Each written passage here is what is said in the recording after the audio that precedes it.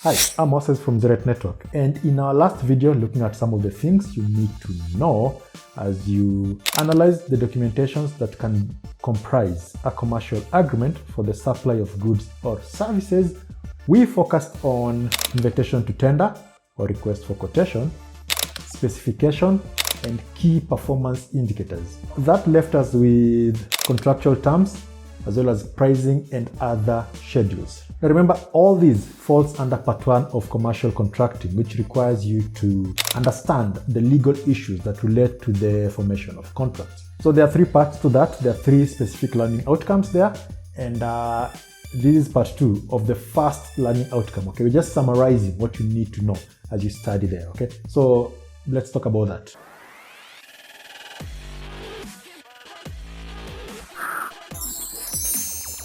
Okay, first of all, I just want you to understand that these video summaries are just intended to guide you as you study, so that you can understand if you've covered as much as possible, as far as those topics are concerned. But if you need help, if you need my help with any of those studies, you can just sign up through the link provided in this video, and the help will come in form of, live video calls, okay? It could come in form of PDF summaries, emails. I mean, it kind of just depends on what you need. So you do that. Now, let's talk about part 2. Basically, what you should know as far as this part is concerned are things like understanding contractual terms, standard terms and model form contracts, key sections of commercial terms document, pricing and other schedules, as well as schedules of contracts. Now, regarding contractual terms, first of all, you need to know what contractual terms are and how they differ from, say, representation and misrepresentation. Okay? What are contractual terms? Contractual terms are basically the duties and obligations of our parties in the contract.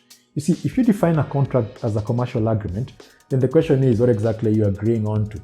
Now, whatever you've agreed on to are going to define what is expected of you in that contract, talking about the terms.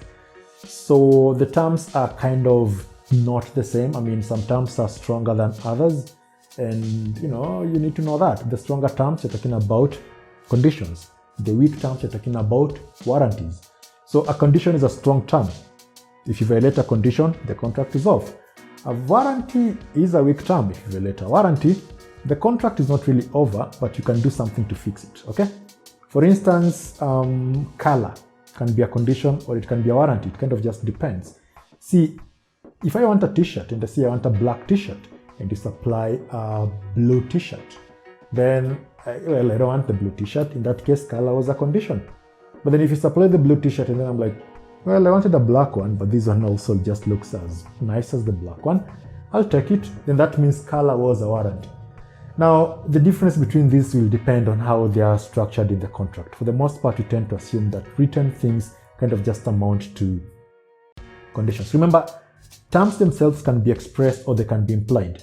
Expressed terms are the terms that we are aware of. We specifically know these terms. Okay? Either they are written or we talked about them. Implied terms, on the other hand, are terms that are going to be implied by law. So these are things that are going to you need to read as you sort of revising or as you are studying this session. You also need to understand that, again, when it comes to things like conditions, they're not the same. We have conditions precedent, which must be met before the contract starts, and conditions subsequent, which if they happen as the contract proceeds, then the contract is over. So you need to know all that stuff. Now, regarding standard and model form contracts, you need to understand that, again, as you're revising here, you need to understand that not all the time, okay? Companies don't just go into creating contracts all the time. Since drawing contracts can be time consuming, most organizations do not go into the trouble of drawing up special contracts every time they procure or sell goods and services. For most routine transactions, they rely on standard terms. An organization will just have its own terms, and then they will expect the other organization to comply with those terms, and then we have a deal. Those are standard terms, okay? And most of these ones can also be referred to as industry terms. So it kind of just depends, okay? So it's not each time you're going to come up with a new contract. That is something you need to understand there. You need to read about that. Such terms can commonly be published in the organization's purchase order, order of acknowledgement, invoice, receipts, etc. Now, once you know that, once you know what standard and model form contracts are, you still need to know advantages of using standard and model form contracts, disadvantages of using standard and model form contracts. So you need to understand that. And once you've understood that, it means as you are reading, you move on to your key sections of contractual term document. And in this case, I'm talking about things like articles, recitals, contract particular section, full terms and conditions, as well as schedules. Okay, that is something that you need to understand, okay? And, you study that. If you have any question regarding that, remember, as I said, you can always ask, okay? That's the whole idea. Now, the third thing that you need to understand as far as these studies, okay, as far as the learning outcome 1 is concerned, is pricing and other schedules. A schedule to a contract is simply an appendix to the body of the contract form.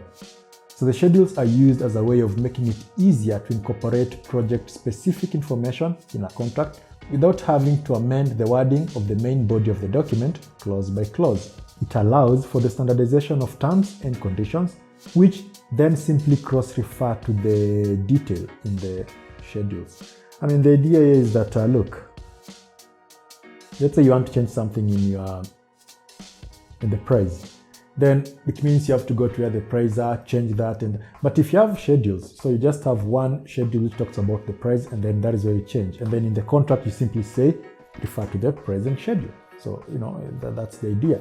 Now, the benefits of this approach will include things like drafting of a contract is simplified and therefore quicker and more effective. Within the purchasing organization, clauses or similar contracts have identical wording, avoiding the risk of different approaches across the organization. I mean, these are some of the advantages that come with having those sort of schedules. Now, let's talk about pricing schedule. Any contract, okay? So any contract that does not involve a single fixed fee payment on completion will have a pricing schedule. This will effectively set out how the price is to be calculated for each invoice. So an example of a pricing schedule will be something that contains a clause like this. The price of the goods and or services shall be as stated in the appended pricing agreement, Schedule A. So Schedule A in this case is the pricing schedule. No increase will be accepted by the buyer unless agreed by him in writing in advance of delivery or performance.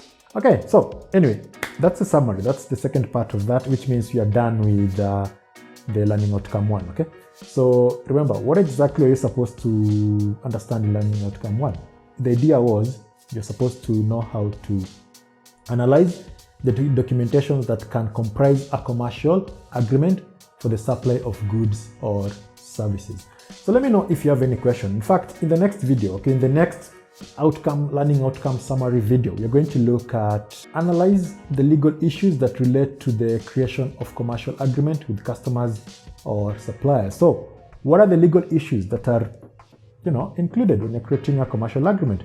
That is going to be part 2. Remember, this is still part 1. The main part, there are 3 parts here, okay? So this is going to be learning outcome 2, and we'll summarize that in the next video. So do subscribe, make sure you follow us in our social media. If you have any question, make sure you ask, okay? I'm Moses from Zerite Network, and I'll see you in the next video.